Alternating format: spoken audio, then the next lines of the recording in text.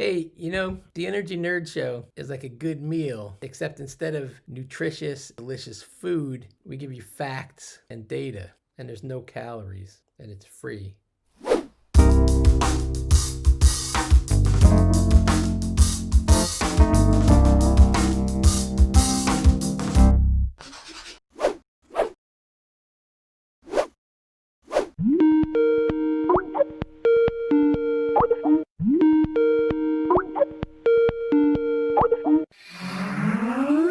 So, Jeannie, who's our guest on the Energy Nerd Show this week? Today we have Quinton Zondervan, and I should say City Councilor. Cool. So how do we know Quinton?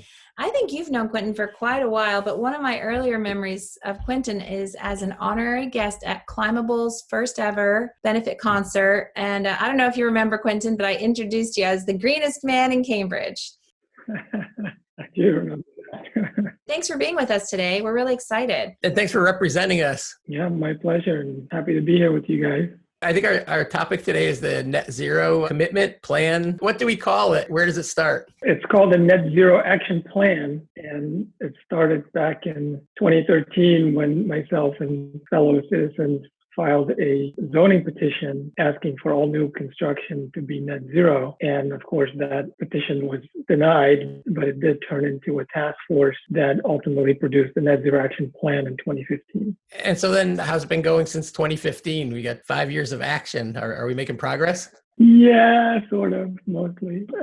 We did get a couple of the updates approved finally last fall to our green building code. So that updates the minimum requirement for large buildings from LEED Silver to LEED Gold. And it also allowed a couple of alternative compliance mechanisms like Passivhaus, and there's some other community standards for affordable housing. So that's a good step in terms of progress. And then we also approved some zoning around external insulation. It turns out that it was pretty complicated to add a couple of inches to insulation to the outside of your building because now you're encroaching on the setbacks and all kinds of zoning issues. So that's all resolved. And then we're working now on solar requirements. And of course, I've introduced a ban on natural gas consumption that we're working through and hope to bring to a vote this fall. The infographic is a really nice image, and I'm wondering if you can talk a little bit about what's included there and how that infographic has been used over these last few years. Who's gotten to see it, and have you gotten any feedback about it? Yeah, definitely. So it's right there on my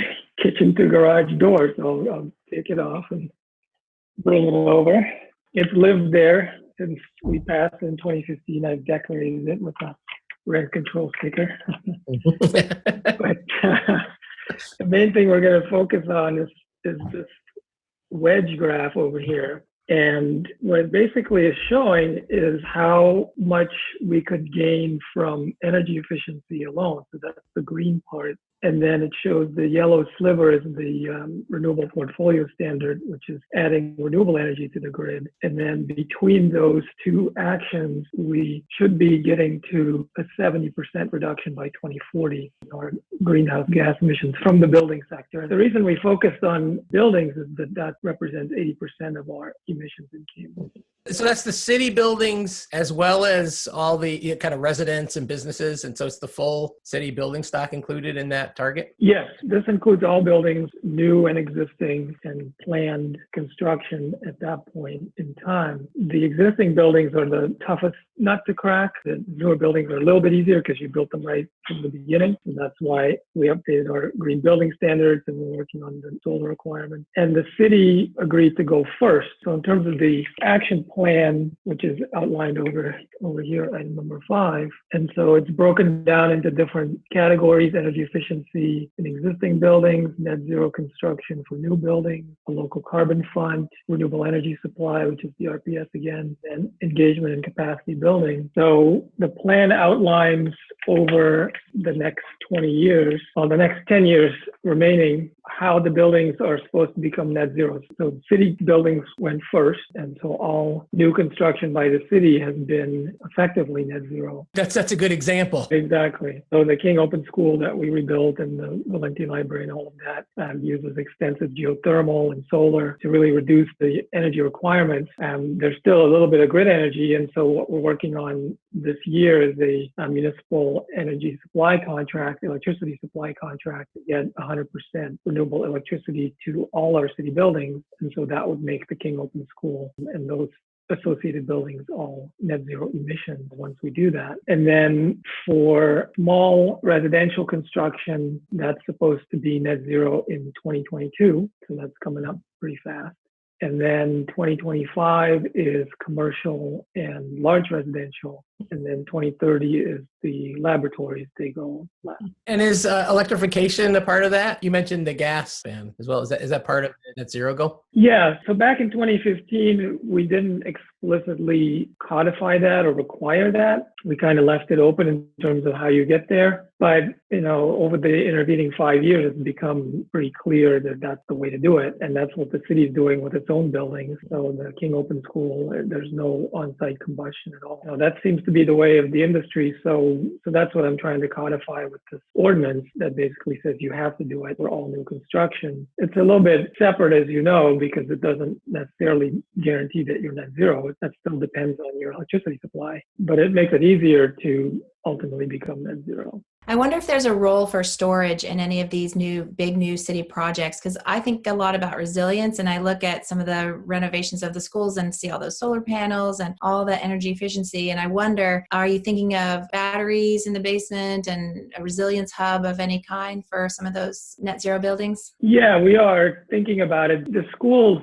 again, those projects are already a couple of years behind us. And so at that time, it wasn't quite an option. And I think because of the expense and, just how that's all financed, it may not be part of the picture. But I did meet with CDD Community Development Department a couple of weeks ago to talk about microgrids, which I know you know a lot about, because they mentioned it during the budget hearings, actually, and they said virtual microgrid. And I was like, what is that? So we're looking at how to incorporate that into our construction going forward, but not been part of the school building so far. You mentioned the Passivhaus standard being brought into the family of standards or practices for the city. We had Michelle Apigian on episode 4 talking about the Finch Cambridge building. That was really impressive. It was fun to look at that and hear about. Yeah, it's really great. And, one of the pushbacks we get sometimes is, oh, you're making housing more expensive. And it's like, no, we're not. We're actually making it more cost effective because it's cheaper to construct and it provides more comfort for the residents and ultimately lower utility bills. So it's all to the good. We just need to do it at every opportunity. I recall seeing data for your house and how you're doing with your efficiency efforts. You tell us about the Zondervan Residence as an example. It's been quite a project. Been about 10 years and, my family is very patient, so I appreciate their willingness to be guinea pigs with me. But we have 3 solar systems, so 2 photovoltaics and 1 solar hot water system. And last fall, we installed a air source heat pump. And this winter, I'm happy to report that we survived without turning on the gas heat at all. Wow. Great. We did use a little space heater because I'm from the tropics, so I need a little extra heat. So our emissions are down, by 80% or something like that. So the only piece left is really the gas stove and the gas dryer. We'll swap those out and then we'll be all electric.